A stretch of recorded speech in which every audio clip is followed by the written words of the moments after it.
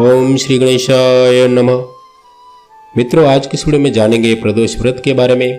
क्या होता है प्रदोष व्रत, कितने प्रकार के होते हैं प्रदोष व्रत और उसके लाभ क्या होते हैं, साथ में प्रदोष व्रत का महत्व क्या है, प्रदोष व्रत की विधि किस प्रकार से होती है और प्रदोष व्रत का उत्थापन किस प्रकार से किया जाता है। साथ में जानेंगे प्रदोष व्रत की कथा के बारे में।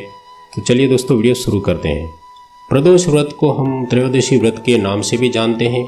यह व्रत माता पार्वती और भगवान शिव को समर्पित है। पुराणों के अनुसार इस व्रत को करने से स्वास्थ्य और लंबी आयु की प्राप्ति होती है। शास्त्रों के अनुसार प्रदोष व्रत एक साल में कई बार आता है। प्राय यह व्रत महीने में 2 बार आता है। अब जानते हैं क्या है प्रदोष व्रत के बारे में। प्रत्येक महीने की कृष्ण पक्ष और शुक्ल पक्ष को त्रयोदशी मनाते हैं। प्रत्येक पक्ष की त्रयोदशी व्रत को प्रदोष व्रत कहा जाता है। सूर्यास्त के बाद और रात्रि के आने से पहले का समय प्रदोष काल कहलाता है। इस व्रत में भगवान शिव की पूजा की जाती है। हिंदू धर्म में व्रत, पूजा पाठ, उपवास आदि को काफ़ी महत्व दिया गया है। ऐसा माना जाता है कि सच्चे मन से व्रत रखने पर व्यक्ति को मनचाही वस्तु की प्राप्ति होती है। वैसे तो हिंदू धर्म में हर महीने की प्रत्येक तिथि को कोई न कोई व्रत या फिर उपवास होता है, लेकिन इन सब में प्रदोष व्रत की बहुत मान्यता है। शास्त्रों के अनुसार महीने की दोनों पक्षों की त्रयोदशी तिथि में शाम के समय को प्रदोष कहा गया है। ऐसी मान्यता है कि भगवान शिव प्रदोष के समय कैलाश पर्वत स्थित अपने रजत भवन में नृत्य करते हैं। इसी वजह से लोग शिव जी को प्रसन्न करने के लिए इस दिन प्रदोष व्रत रखते हैं। इस व्रत को करने से सारे कष्ट और हर प्रकार के दोष मिट जाते हैं। कलयुग में प्रदोष व्रत को करना बहुत मंगलकारी होता है और शिव कृपा प्रदान करता है। सप्ताह के 7 दिन किए जाने वाले प्रदोष व्रत का विशेष महत्व है। प्रदोष को कई जगहों पर अलग अलग नामों से जाना जाता है। दक्षिण भारत में लोग प्रदोष को प्रदोषम के नाम से भी जानते हैं। अलग अलग तरह के प्रदोष व्रत और उनके मिलने वाले लाभ के बारे में बात करें तो प्रदोष व्रत का अलग अलग दिन के अनुसार अलग अलग महत्व है। ऐसा कहा जाता है कि जिस दिन यह व्रत आता है उसके अनुसार इसका नाम और इसके महत्व बदल जाते हैं। अलग अलग वार के अनुसार प्रदोष व्रत के इस प्रकार से लाभ प्राप्त होते हैं। जो उपासक रविवार को प्रदोष व्रत रखते हैं उनकी आयु में वृद्धि होती है, अच्छा स्वास्थ्य प्राप्त होता है। सोमवार के दिन के प्रदोष व्रत को सोम प्रदोषम या फिर चंद्र प्रदोषम भी कहा जाता है और इसे मनोकामनाओं की पूर्ति करने के लिए किया जाता है। जो प्रदोष व्रत मंगलवार को रखे जाते हैं उनको भौम प्रदोषम कहा जाता है। इस दिन व्रत रखने से हर तरह के रोगों से मुक्ति मिलती है और स्वास्थ्य संबंधित समस्याएं नहीं होती। बुधवार के दिन इस व्रत को करने से हर तरह की कामना सिद्ध होती है। बृहस्पतिवार के दिन प्रदोष व्रत करने से शत्रुओं का नाश होता है। जो शुक्रवार के दिन प्रदोष व्रत रखते हैं उनके जीवन में सौभाग्य की वृद्धि होती है और दाम्पत्य जीवन में सुख शांति आती है। शनिवार के दिन आने वाले प्रदोष व्रत को शनि प्रदोषम कहा जाता है और लोग इस दिन संतान प्राप्ति की चाह में यह व्रत करते हैं। अपनी इच्छाओं को ध्यान में रखकर प्रदोष व्रत करने से फल की प्राप्ति निश्चित होती है। अब जानते हैं प्रदोष व्रत का महत्व के बारे में। प्रदोष व्रत को हिंदू धर्म में बहुत शुभ और महत्वपूर्ण माना जाता है। इस दिन पूरी निष्ठा से भगवान शिव की आराधना करने से जातक के सारे कष्ट दूर होते हैं और मृत्यु के बाद उसे मोक्ष की प्राप्ति होती है। पुराणों के अनुसार एक प्रदोष व्रत करने का फल 2 गायों के दान जितना होता है। इस व्रत के महत्व को वेदों के महाज्ञानी सूत जी ने गंगा नदी के तट पर शौनकादिक ऋषियों को बताया था। उन्होंने कहा था कि कलयुग में जब अधर्म का बोलबाला रहेगा, लोग धर्म के रास्ते को छोड़ अन्याय की राह पर जा रहे होंगे, उस समय प्रदोष व्रत एक माध्यम बनेगा जिसके द्वारा वह शिव की आराधना कर अपने पापों का प्रायश्चित कर सकेगा और अपने सारे कष्टों को दूर कर सकेगा। सबसे पहले इस व्रत के महत्व के बारे में भगवान शिव ने माता सती को बताया था।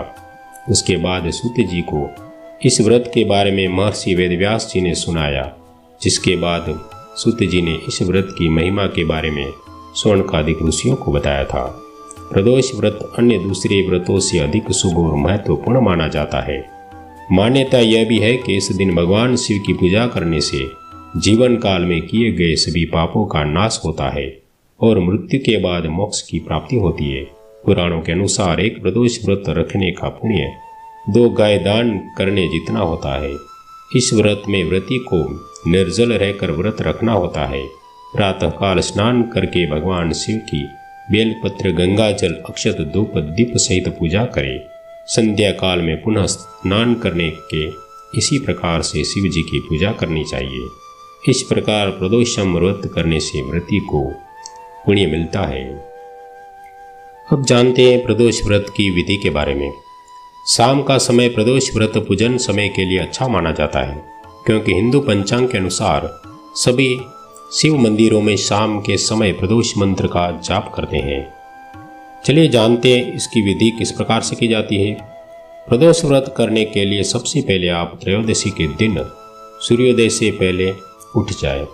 स्नान आदि करने के बाद आप साफ वस्त्र पहन लें। उसके बाद आप बेलपत्र, अक्षत, दीप, धूप, गंगाजल आदि से भगवान शिव की पूजा करें। इस व्रत में भोजन ग्रहण नहीं किया जाता है। पूरे दिन का उपवास रखने के बाद सूर्यास्त के कुछ देर पहले दोबारा स्नान कर लें और सफ़ेद रंग का वस्त्र धारण करें। आप स्वच्छ जल या फिर गंगा जल से पूजा स्थल को शुद्ध कर लें। अब आप गाय का गोबर लें और उसकी मदद से मंडप तैयार कर लें। 5 अलग अलग रंगों की मदद से आप मंडप में रंगोली बना लें। पूजा की सारी तैयारी करने के बाद आप उत्तर या फिर पूर्व दिशा में मुंह करके कुशा के आसन पर बैठ जाएं।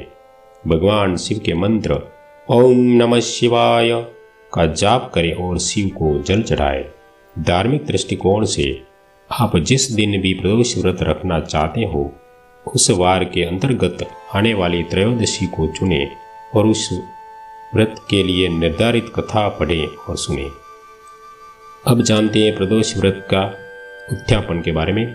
जो उपासक इस व्रत को 11 या फिर 26 त्रयोदशी तक रखते हैं उन्हें इस व्रत का उत्थापन विधिस्तर इस प्रकार से करना चाहिए। व्रत का उत्थापन आप त्रयोदशी तिथि पर ही करें। उत्थापन करने से एक दिन पहले श्री गणेश की पूजा की जाती है और उत्थापन से पहले वाली रात की कीर्तन करते हुए जागरण करते हैं। अगले दिन सुबह जल्दी उठकर मंडप बनाना होता है और उसे वस्त्रों और रंगोली से सजाया जाता है। ओम उमा सहित शिवाय नमः मंत्र का 108 बार जाप करते हुए हवन करते हैं। खीर का प्रयोग हवन में आहुति के लिए किया जाता है।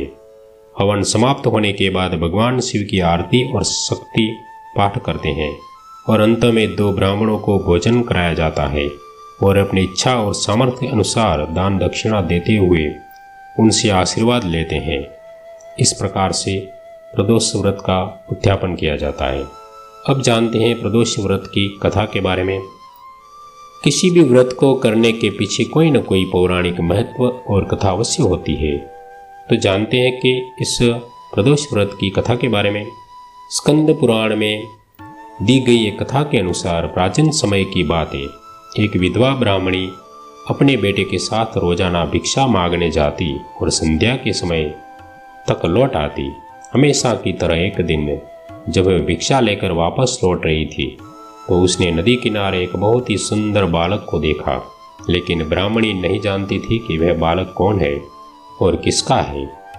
दरअसल उस बालक का नाम धर्मगुप्त था और वह विदर्भ देश का राजकुमार था। उस बालक के पिता को, जो कि विदर्भ देश के राजा थे, दुश्मनों ने उन्हें युद्ध में मौत के घाट उतार दिया और राज्य को अपने अधीन कर लिया। पिता के शोक में धर्मगुप्त की माता भी चल बसी और शत्रुओं ने धर्मगुप्त को राज्य से बाहर कर दिया। बालक की हालत देख ब्राह्मणी ने उसे अपना लिया और अपने पुत्र के समान ही उसका भी पालन पोषण किया। कुछ दिनों बाद ब्राह्मणी अपने दोनों बालकों को लेकर देवी योग से देव मंदिर गई, जहाँ उसकी भेंट ऋषि सांडिल्य से हुई। ऋषि सांडिल्य एक विख्यात ऋषि थे जिनकी बुद्धि और विवेक की हर जगह चर्चा थी। ऋषि ने ब्राह्मणी को उस बालक के अतिथि यानी कि उसके माता पिता के मौत के बारे में बताया, जिसे सुन ब्राह्मणी बहुत उदास हुई। ऋषि ने ब्राह्मणी और उसके दोनों बेटों को प्रदोष व्रत करने की सलाह दी और उससे जुड़े पूरे विधि विधान के बारे में बताया। ऋषि के बताए गए नियमों के अनुसार ब्राह्मणी और बालकों ने व्रत संपन्न किया, लेकिन उन्हें यह नहीं पता था कि इस व्रत का फल क्या मिल सकता है। कुछ दिनों बाद दोनों बालक वन विहार कर रहे थे, तभी उन्हें वहां कुछ गंधर्व कन्याएं नजर आई जो कि बेहद सुंदर थी।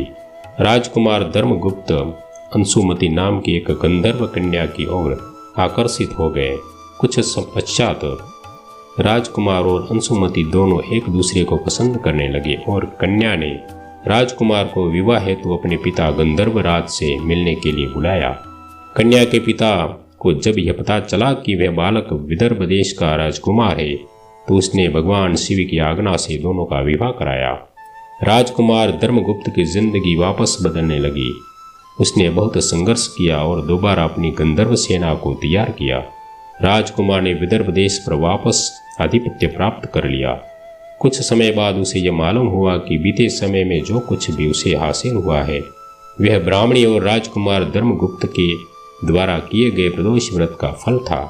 उसकी सच्ची आराधना से प्रसन्न होकर भगवान शिव ने उसे जीवन की हर परेशानी को लड़ने की शक्ति दी।